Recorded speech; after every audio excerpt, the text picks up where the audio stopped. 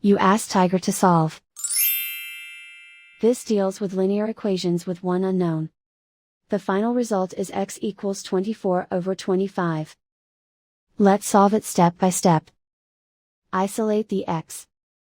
Multiply both sides by inverse fraction 6/5.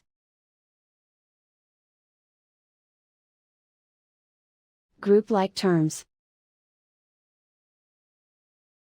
Multiply the coefficients. Simplify the fraction.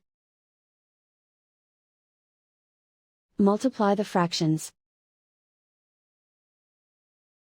Simplify the arithmetic.